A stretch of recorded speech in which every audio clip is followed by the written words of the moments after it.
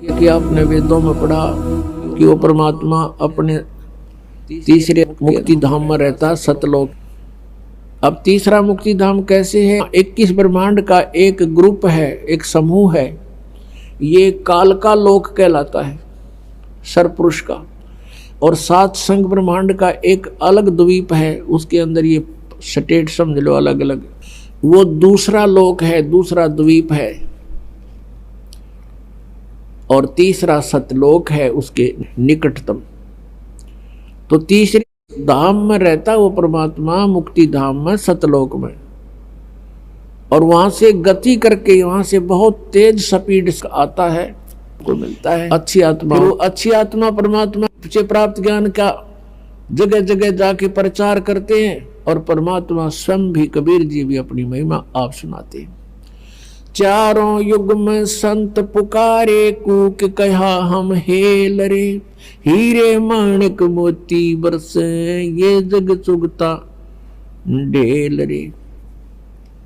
परमात्मा ने जो ज्ञान बताया कि तुम यहाँ के रहने वाले नहीं हो, आप यहाँ के वासी नहीं हो, और जिस संपत्ति के लिए आप सारा जीवन न्यौछावर कर देते हो, यह संपत्ति आपकी नहीं है। काया तेरी है नहीं, ये माया कहां से हो। चरण कमल में ध्यान रखो, तुम इन दोनों को खो। ये माया करतारे की तू अपनी कह गंवारे। दो जग धक्के खावेगा या नाहक बह बेगारे। सर्व सोने की लंका होती रावण से रणधीरम।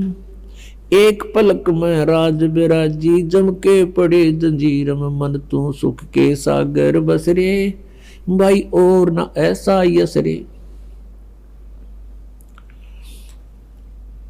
सर्व सोने की लंका थी, रावण से रणधीरम। एक पलक में राज बिराजी, और जम के पड़े जंजीरम। अगम निगम को खोज ले, बुद्धि विवेक विचारे। उदय अस्त का राज मिले, तो बिन नाम बेगारे।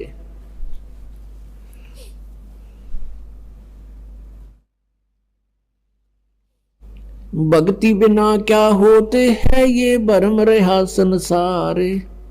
रति कंचन पाया नहीं, रावण चलती बारे। सोने के महल बना रखे थे कुबद्दी ने, सोने की ईंटें, सोने की गारा, और उसमें महल और कई कई मंजिल के। और परमात्मा कहते हैं 1 ग्राम स्वर्ण, 1 ग्राम गोल्ड भी साथ लेकर नहीं जा सका। तो हमारे यहाँ भूल पड़ रही है कि ये मेरा है, या कार मेरी है, कोठी मेरी है, बेटा मेरा है, बेटी मेरी है। जिसमें आपकी यह भूल हटेगी, तब आपकी भक्ति फलेगी कि ना बेटा आपका है, ना बेटी आपकी है, ना यह कार आपकी है, ना कोठी आपकी है। अब आपके बच्चे नहीं हैं, ये परमात्मा के बच्चे हैं। आप परमात्मा के नौकर हो, और परमात्मा ने आपके पास ही अपने बच्चे भेज दिए, बेटा या बेटी। इनको आप अपना मान कर करते हो तो भूल भारी है आपके, लेकिन ये जीव के बस की भी नहीं। इस ज्ञान से धीरे धीरे और भक्ति से, इस एंटीबायोटिक औषधि खाने से, ये तत्व ज्ञान रूपी वचन सुनने से आपको बिल्कुल समझ में आ जाएगी कि सचमुच यहां अपना तो शरीर भी नहीं है।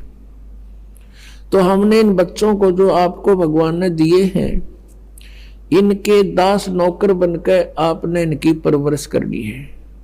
भगवान से डर के इनकी सेवा करनी है, जैसे एक नौकरानी और एक नौकर मालिक के बच्चों की कितनी केयर टेक करता है। इस दास को इतिहास अब याद आते हैं, उदाहरण आते हैं जो संसार में घटे हुए हैं। भगवान ने जो हमें उदाहरण दिए हैं वो सत्य हैं। एक समय दास जब सर्विस करता था, ऑफिस में बैठा था, और सामने गली थी, सड़क, और ऑफिस से 2 मकान छोड़कर लेफ्ट साइड में एक बहुत बड़ी धनवान व्यक्ति का मकान था, कोठी थी। उसकी एक पुत्री थी, लड़की ज्यादा से ज्यादा 8-9 वर्ष की होगी। उसके लिए एक नौकरानी छोड़ रखी थी, और उस लड़की का स्कूल वहां से ज्यादा 10 फरलांग होगा, यानी 2000 फुट, मुश्किल से 5 एकड़ की दूरी पर। तो वो लड़की को नवाती धवाती, उसके सारे कपड़े चेंज करती और सारा उसको व्यवस्था रखती, खाना पीना दूध सब समय पर खिलाती। और उसको जब छोड़ने जाती थी स्कूल में, पैदल छोड़ के आती थी, थोड़ी दूरी थी, तो वो क्या करती थी, जून के महीने में एक छोटा सा छाता लेकर लड़की पर तो छाता रखती थी और स्वयं धूप में चलती थी, क्योंकि वो मालिक की बेटी थी। और जब उसको नौकरी से निकाल दिया, उसने झांका भी नहीं उधर, और पहले वो उसको इतना प्यार देती थी, शायद मां भी नहीं दे सकती। तो ऐसे ही हमने इनको मालिक के बच्चे जानकर, और हम सभी यहाँ कष्ट में हैं, दुखी हैं, एक दूसरे को समझकर, जैसे एक सास बहू है, और सास बहू का कहते हैं कुत्ते बिल्ली वाला बैर हो जाता है। ऐसा क्यों है? बिना ज्ञान के गाटा जुड़ रहा है। और फिर कहते हैं जैसा दर्द आपने हो ऐसा जान बिराने। अब जैसे घर का मुखिया है, सास है, उसके अधीन पुत्र वधू है, अब उसके साथ दुर्व्यवहार करेगी तो उसकी आत्मा रोएगी, बोल सकती नहीं। तो वो आत्मा की जो पुकार है वह भगवान के दरबार में डिपॉजिट होती है, और उसका प्रतिफल बहुत भयंकर होता है। फिर क्या होता है कि कई जगह ऐसा है कि पुत्र वधू इतनी हैवी है सास पर, उसको तंग करती है, तो उसमें युज्ञान याद रखना चाहिए कि हम इस काल ने ऐसी व्यवस्था में जोड़ रखे हैं, क्योंकि यहां व्यवस्था ऐसी है। अब जवान बच्चे का और बुढ़े का कभी भी मेल नहीं मिले, ना मन मिले, ना व्यवहार मिले, ना विचार मिले, और फिर रहना इकट्ठा, सास और बहू ने इकट्ठा रहना और कति विचार नहीं मिले, यह गारंटीड बात है, और इसलिए झगड़ा रहेगा, यह भी रहेगा। लेकिन इसका समाधान इस ज्ञान से होगा। देखो, कोई भी घर में हानि करके प्रसन्न नहीं हुआ करता, कोई भी नुकसान करके राजी नहीं, लेकिन हो जाता है। और फिर उसके ऊपर एक दूसरे के साथ खींचातानी करे, तूने ऐसा कर दिया, तू ऐसा करता है, ये करता है। को बालक है उसने प्यार से समझा दे, लेकिन नुकसान जो होना है आपके भाग्य में पूर्व निर्धारित है, वो होके ही रहेगा। और वो नुकसान तो हो लिया, और फिर वो झगड़ा बाकी रह गया, बेमतलब की टेंशन। जब आप परमात्मा की शरण में आ जाओगे, ये हानि भी नहीं होगी आपके, सत्कर मान लेना। और इस ज्ञान से जब ये मन बकवाद करेगा, इस ज्ञान रूपी लगाम से यू रुकेगा। एक सास बहू थी, बुढ़िया बहुत लड़ा करती है अपनी पुत्र वधू के साथ, इकलौता पुत्र था। अब बेटा न्यू सोचा करता, भाई माँ की बात नहीं मानी तो माँ की आत्मा दुख पाओगी। वो भी अपनी पत्नी को ही धमकाया करता, गलती होती चाहे ना होती, माँ को प्रसन्न करने के लिए। और बुढ़िया बहुत कलियारी थी। अपने आत्मा एक परमात्मा लीला बख्शते हैं, करते हैं, दया करते हैं। एक बहन सत्संग में जाया करती थी, बुढ़िया माई, वो उनके घर चली गई, कुदरती परमात्मा भेजते हैं। और वह बुढ़िया लागरी कति श्लोक सुनान अच्छी बूंदी कहना अपनी पुत्र वधू को, और वह बेचारी बोल रहा नहीं। अब बोलूंगी तो फिर सामने अपने बेटे दगड़वाएगी, तो वह बेचारी चुप रहने में अपनी खैर समझ रही थी। अब उस बहन जो सत्संग में जाती थी, परमात्मा परमेश्वर के विचार सुनती थी, उसने सोचा ये तो नरक हो रहा है इनका घर। उसने उस बुढ़िया को सहज सहज प्यार से कहा, बहन सत्संग में चल लेगी? ना, हम नहीं जाया कर सत्संग में, ये तो उलगी जाया कर ठाली, जिन्हें कोई काम कोई ना, हर बुढ़िया ने काम बहुत लड़न का और काम नहीं उसने, वो छूटे ना उसने। उसने फिर दूसरे तीसरे दिन फिर कहा कि आए एक बार मेरे साथ चल, कोई भी ना रही मेरे साथ चलन वाली, और मैं अकेली रहेगी, सत्संग में जाना है, जल्दी आ जावांगे। वह उसकी मुंह लागती सी थी, उस दिन वह बुढ़िया उसके साथ चलेगी। अब साथ चलेगी तो वह सत्संग सुना, सत्संग सुने तो पुण्यात्मा असर होया कर, ऐसी बात नहीं। जब तक हम कुएं के मेंढक बने रहेंगे, हम उसी क्रियाओं से लिप्त रहते हैं, वैसे ही विचार हमारे बने रहते हैं, और ज्यादा ही दुख और बुराइयां हमारे अंदर प्रवेश होती रहती है। बुढ़िया ने सुने विचार, उसकी तो एकदम जो है ना, एकदम परिवर्तन आ गया उसके अंदर। सचमुच हमने आपस में नहीं किसी को दुखी करना चाहिए। कथा सुनाई गई कि एक व्यक्ति था,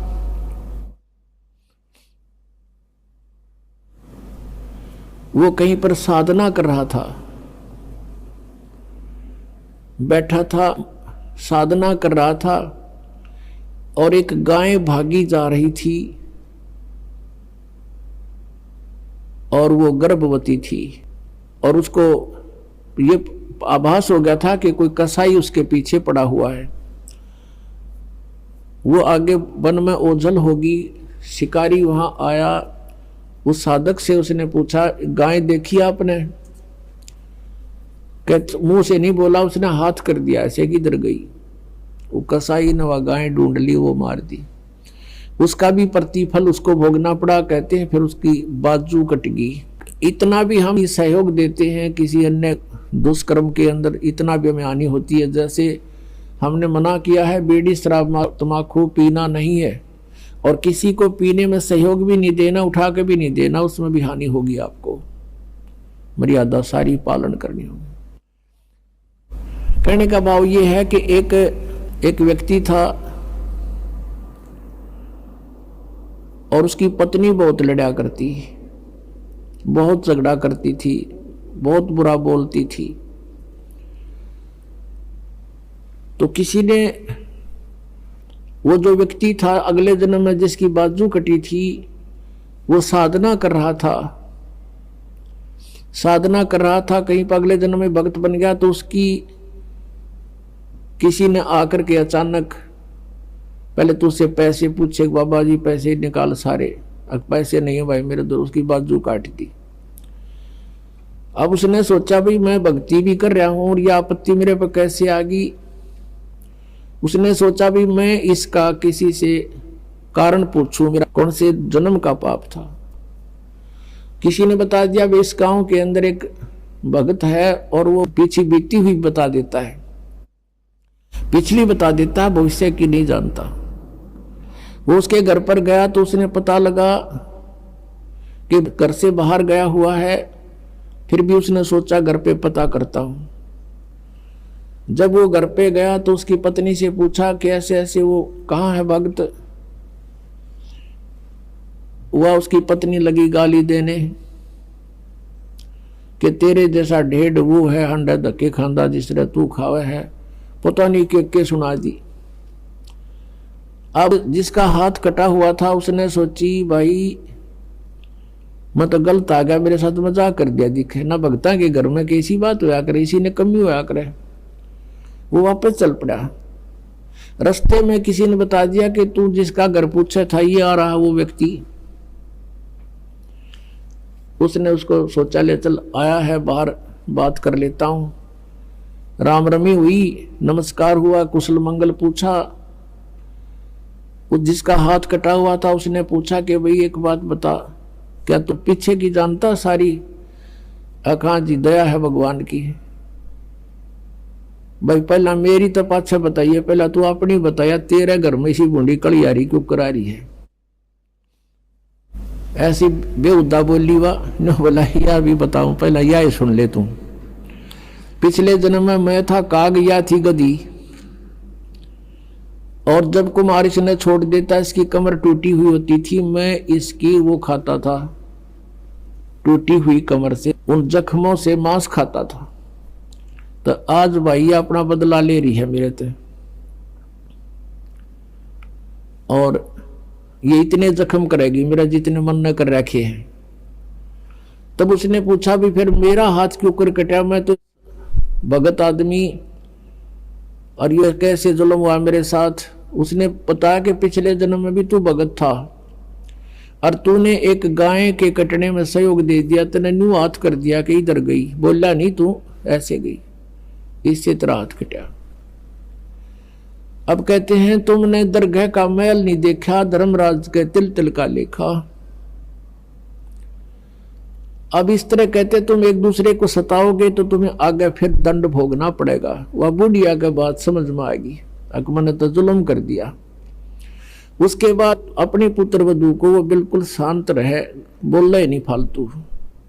सत्संग में ये भी सुनाया गया कि जो कुछ हानि होनी है वह तो हो चुकी, और पाछा वो खाम खा महाभारत बनाने की कोई आवश्यकता ही नहीं। वो तो दूना दुख पैदा करने वाला वो वस्तु आवे नहीं वापस।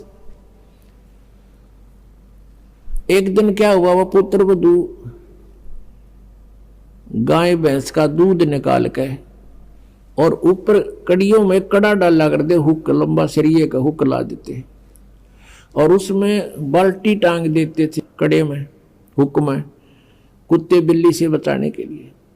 अब उस पुत्र वधू ने वो ऊपर, क्योंकि ऊंचा होता था, गर्दन नीचे रखनी पड़ती थी, यूं कर टांगन लगी, वो की तो उल्टी साइड में लग गया। उसने सोचा टंगा, हाथ छोड़ दिए, वो बाल्टी नीचे गिर गई, सारा दूध फर्श पे फैल गया। अब पुत्र वधू ने देखा बुढ़िया की तरफ, अकीब होगी ओन अनो बिरना कई दिन का सांग हो गया यो। अब उसकी तरफ देख रही है बेचारी भयभीत दृष्टि से। बुढ़िया कहती बेटी कोई बात नहीं, हमारे भाग में नहीं था यो, और इसको उठा ले ऊपर ऊपर से और भैंस को ही डाल दे बेटा उसके चारे में। ये अपने भाग में नहीं था इसलिए गिर गया, कोई बात नहीं। अब उस पुत्र को दोनों सोचा आज बुढ़िया कौन सा स्टेशन पकड़ेगी, या तो कदे 16 बातें बोला नहीं करती। काफी देर उसका जची नहीं, बुढ़िया फिर शुरू हो गया ऊपर ले मनते कहती हो कदे। वह बुढ़िया खड़ी हुई, 7 लाख का बेटा ठा इसने और भैंस के चारे में डाल दे, कोई दिक्कत को नहीं। अब उसने सोची अपने बेटे ने बतावेगी, मेरे तो ना कहती होगी, तो वो भी आ लिया, पुत्र भी उसका कोई जिक्र नहीं करा बुढ़िया ने। तब उस माई ने, उस बहन ने सोचा भाई इतना परिवर्तन आया क्यों कर इसमें, उसके चरण दबावे, सेवा करे। फिर पता चला कि बेटी मैं सत्संग सुन के आई हूं, और बेटा मैंने आज तक जो गलतियां की तेरी आत्मा दुखाई, बेटा मैं माफी मांगू तेरे थे। वह पुत्र वधू रोन लाग गई, बोली माँ कोई बात नहीं, अब तो माँ तो लाहौर मेरे हित में ही कुछ कहती थी। उस दिन से पुत्र वधू ने भी नाम ले लिया, फिर धीरे धीरे उसके बच्चे ने भी नाम ले लिया, और घर में नरक के स्थान पर स्वर्ग हो गया। अब इस परमात्मा की वाणी से, ज्ञान से स्वर्ग तो यही हो जाएगा, और सतलोक हमने जाना है, फिर भक्ति करके वहां सतलोक चले जाएंगे, महासुख वहां हो जाएगा। तो इस प्रकार वो परमात्मा आकर हमें ज्ञान देता है, उसके ज्ञान से हमें पता चलता है। इसलिए कहा कि सत्संग की आधी घड़ी और तप के वर्ष 1000 तो भी बराबर है नहीं, कहे कबीर विचार। अब यहां बताते हैं परमात्मा कि ये स्थान तुम्हारा नहीं है, और तुम यहां ठेकेदार बन गए, मालिक बन गए। मालिक तो एक ही है, हम सब उसके बच्चे हैं, और उसने आपको जो संतान दी है वो उसके बच्चे हैं, आप मानो चाहे ना मानो। और आपने ये नहीं कि अपना कर्तव्य से दूर होना है, परमात्मा के बच्चे जान के उसके डर से उनकी सेवा करनी है। जिसका जितना भी जो आपका कर्तव्य कर्म है वो करना है, उनको पढ़ाना है तो पढ़ाना है, कपड़े वस्त्र की आवश्यकता वो भी व्यवस्था करनी है, विवाह शादी भी करनी है, तो परमात्मा के बच्चे जान के करनी है। और जब यहाँ से चलोगे, जैसे वो नौकरानी निकाल दी गई थी, उसके सपने में भी ना आया हुआ मेरी बेटी थी। तो पुण्यात्माओं, ये स्थिति आपकी जब आवेगी ऐसी बात नहीं, क्योंकि ज्ञान से ही अज्ञान हटता है। हम अज्ञान बस एक कुर्ता पर आकर मन अपना मान लिया, किसी का बच्चा जा रहा हो है कहीं पर, उसको तुम अपनी तरफ से कुर्ता पजामा पर आकर अपने घर बैठा लो, मेरा है ना, जो मेरा है, या कोई बात हुई? तो हमने इस जीव को एक कुर्ता परा दिया, बेटा और बेटी का, और अपना मान लिया, अगना मेरे हैं, या कोई समझदारी की हमने। तो इस प्रकार हमारा इस ज्ञान से मन हटेगा, सच्चाई की तरफ पहुंचेगा। अभी तक तो हम देखा ज्ञानवश ही अपना मान लेते थे, तो शरीर अपनाए नहीं है तो हम दूसरे को अपना कैसे मान बैठे।